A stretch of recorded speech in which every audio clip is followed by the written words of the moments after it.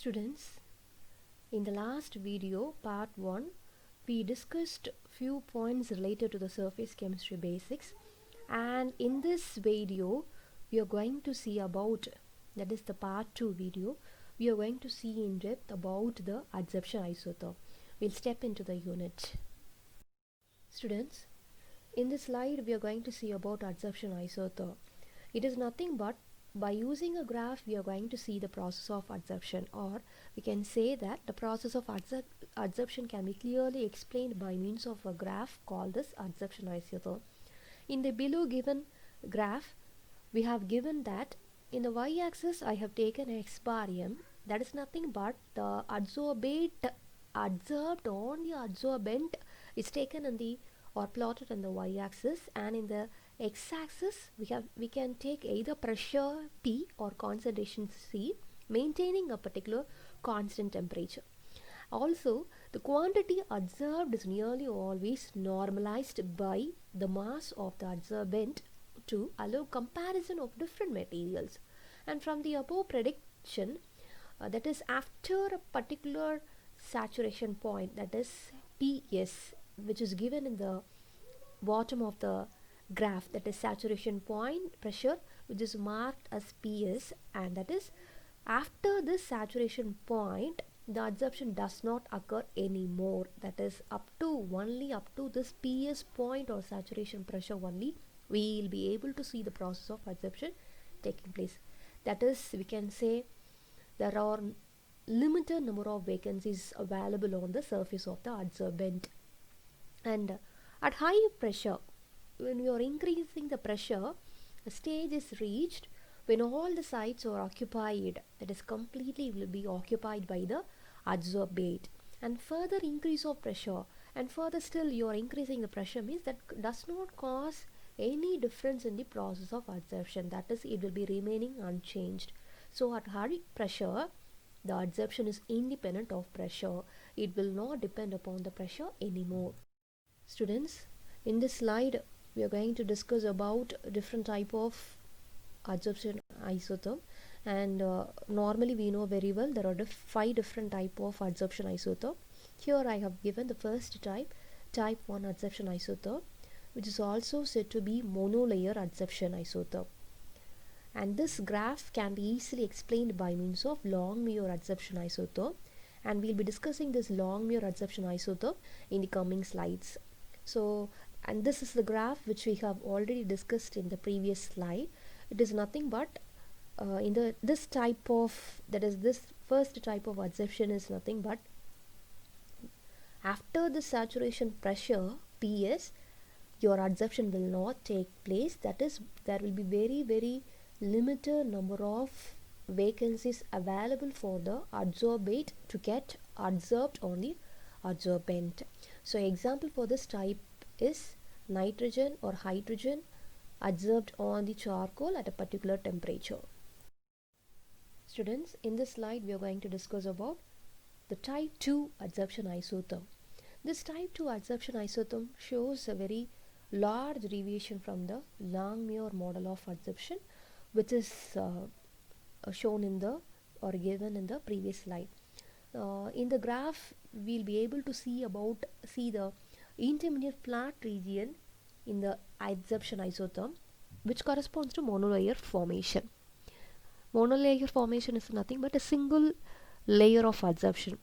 Example for this type of adsorption is nitrogen adsorbed on iron catalyst or nitrogen adsorbed on the silica gel at a particular temperature.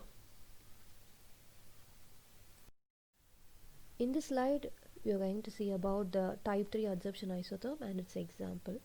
Here there is a large deviation from the normal Longmuir adsorption isotope model, and here there happens a multi-layer adsorption, and there is no flattish portion in the graph which indicates that the monolayer formation is missing. Examples of this type of adsorption isotopes are adsorption of bromine on silica gel and iodine on silica gel at 790 degrees Celsius. Now we are going to see about type 4 adsorption isotope and its example. At low pressure, it is similar to the type 2 adsorption isotope, That is, this explains the formation of a monolayer adsorption followed by the multilayer. The intermediate flat region given in this graph corresponds to monolayer formation. The saturation point reaches at a pressure below the saturation pressure Ps of the gas. Examples are benzene adsorbed on iron oxide or adsorption of benzene on silica gel at a particular temperature. The last adsorption isotherm is just similar to the previous fourth adsorption isotherm, where we said that monolayer adsorption followed by multilayer adsorption takes place. Here also the same thing.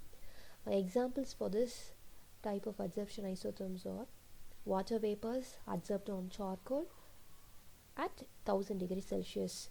That is, since we said that type 4 and type 5 are similar, we say that the phenomenon of capillary condensation of gas takes place. Now we are going to discuss about a very important topic, Freundlich adsorption isotherm. In 1909, a person called Freundlich expressed an empirical equation for representing the isothermal variation of adsorption of a quantity of gas molecule adsorbed by unit mass of a solid adsorbent with pressure. And this equation can be called by various names like Freundlich isotherm or Freundlich adsorption isotherm or Freundlich adsorption equation. So this is the equation which was being framed by Freundlich, that is x small x by small m equal to capital P into small p in the power we have given 1 bar n, where this x by m is nothing but the adsorption per gram of adsorbent, which is obtained by dividing the amount of adsorbate by the weight of the adsorbent, and capital P is nothing but the pressure. K and N are constant whose values depends upon the adsorbent and gas at a particular temperature. And though this Freundlich adsorption isotherm correctly established the relationship between the adsorption with pressure at low values, it failed to predict the value of adsorption at high pressure. This relation is called as Freundlich adsorption isotherm. The value of x by m is increasing with increasing in pressure. That is, when you are increasing a pressure, the graph's value, that is which is marked on the y-axis x by m, gets increased. But as your n, the constant n, when it is greater than 1, it does not increase suddenly. That is, this curve is also called as Freundlich isotherm curve. In the previous slide we have given x bar m, which is equal to kp 1 by n. Taking the logarithm of the equation, we get log of x bar m equal to log k plus 1 by n log p. Hence, in the graph, if a graph of log x bar m is plotted against log p, we will be getting a straight line. From this value, the slope will be equal to 1 bar n, and the value of intercept gives log k. So using this graph, we can calculate the value of 1 by n and k, log k value.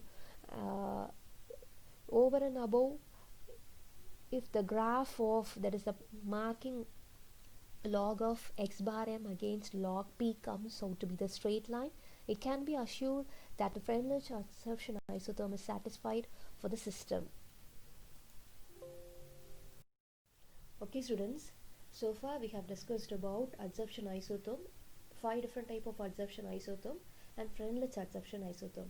In the coming video, we will discuss about Longmuir adsorption isotherm and Bethe adsorption isotherm. Thank you.